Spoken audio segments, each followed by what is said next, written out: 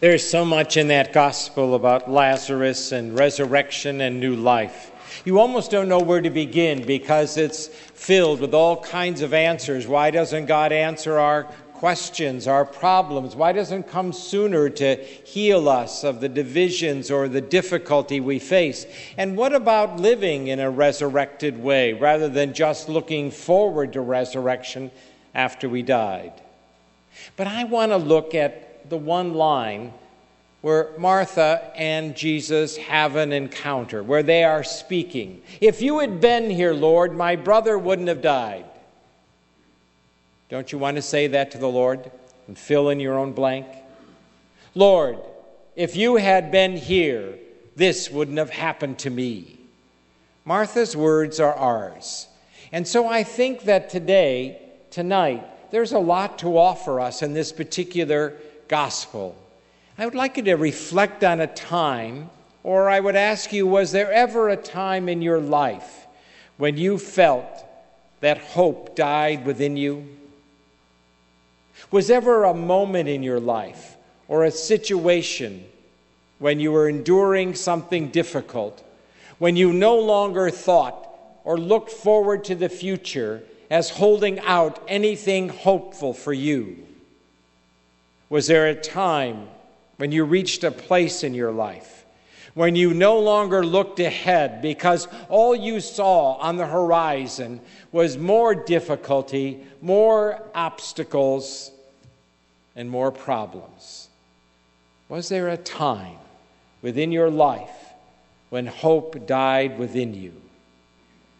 For the followers of Jesus, we'd have to say the answer to those questions should be never.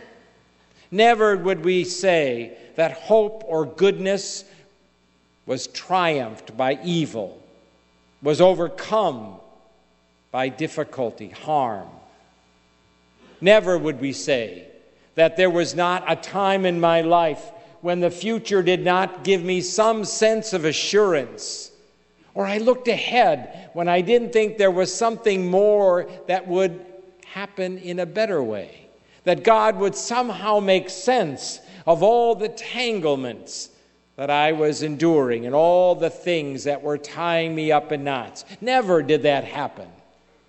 At least that's what a Christian should have in their heart and in their hope. God will be there. But yet, I think those answers, when I say never, many people would have to say that's an awful strong statement. That's not a statement I think I can embrace. That's not a statement that I can endure or hope for. And maybe that's because so many of us have had that experience of hope somehow dying within us. Oh, it may not have died forever. It may have been just for a moment, just for a time, but hope somehow vanished within inside of us. But you and I believe this gospel. We believe in the power of God. We believe in the ability to God to raise someone out of a tomb to life. We believe in a God who said that Jesus would rise and indeed rose from the dead. So how can we not believe and have hope? Because you and I have come to know that our God is in the midst of our lives. In the midst of the trials and tribulations, the challenges and difficulties, God is there. God is even in the midst of our world. With all of its evil and with all of its violence, our God is in the midst of it. That's our belief. So we believe God is here. God is with us in the midst of all these things. And there is then the hope of God changing, transforming, walking with me and helping me endure whatever it is that I face. And because of that, I believe that the power of God is stronger than any other power, any other evil, any other difficulty. He calls Lazarus out of a tomb. He raises the son from the cave. Why can we not believe in that same power for you and for me? Now, that does not mean that evil will not come near me, that in fact evil may touch me or someone I love very much, because God is still coming into the world. Did you notice that phrase, Martha? I believe you are the Christ, the anointed one, the Messiah, the one who is coming into the world. God's power is getting stronger and is being revealed in the world. But until the end, until the final victory, we are told, God's power is not fully realized, fully experienced. So there is evil in the world. And evil and violence sometimes comes near to me or to those I love. That is a fact. But it doesn't mean that God's power is not stronger, that God's love is not greater, and God can restore my hopefulness. Now, Martha certainly believes in Jesus' power, doesn't she? Why else would she have said that? Lord, if you had been here, my brother wouldn't have died. Now, I said it in a rather accusing tone when I began.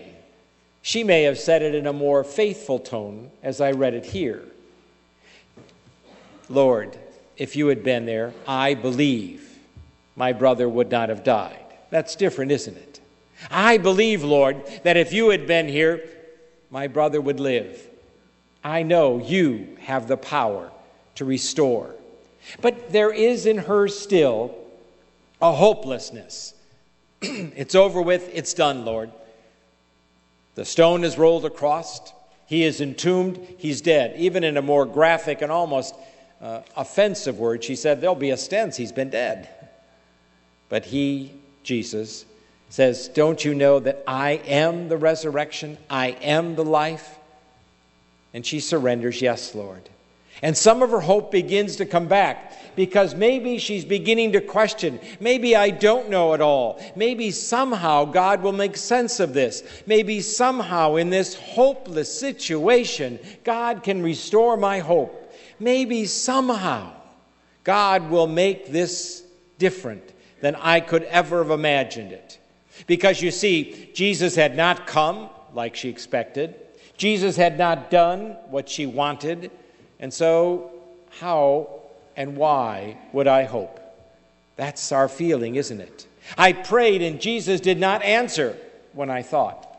I prayed and Jesus did not come when I needed him. So I can imagine that he is still here. And Martha learns the truth. Yes, he is. Yes, he will. And yes, I can begin to have hope once again. Jesus confronts her and says, not only am I the resurrection, the life at the end of your life, I am the resurrection in your life. And that's what we need. I am the resurrection in your life. I bring to life things that you thought were dead. I bring back to life areas where you thought there was no reason to hope. I can give you eyes to look forward to the future when you didn't want to look at all. I am the resurrection. I bring new things where old only existed. I can restore hope where only discouragement reigned. I can bring back that spirit that makes you want to look to the future, because I am there with you in that journey. So you and I have to look and say, it is not easy to live in a world that often is plagued by violence and war, by others who would want to harm one another, where they would choose evil over good. It is difficult to live in that world, and yet there are many others who remind us of Martha that say, but there is hope and there is reason to trust, because he calls a dead man out of a tomb. He raises the Savior from a cross to a resurrected new life. And he says, if that's the power I have that same power for you. It was not just meant for Martha and Mary and Lazarus. It was meant for all of us. So when you and I feel that hope has died within us, recall this story. Recall the power of God, greater than evil, greater than death. And then I can look again and say, you do have that ability to raise up within me newness. You are the resurrection and the life. You are my resurrection. You are my life in the midst of it. The power of God is our reason to have hope for the future. Because Christ isn't just the resurrection, the life at the end of life. Christ is the resurrection in my life. You have reason to hope, because God's power is greater than any evil, even death itself.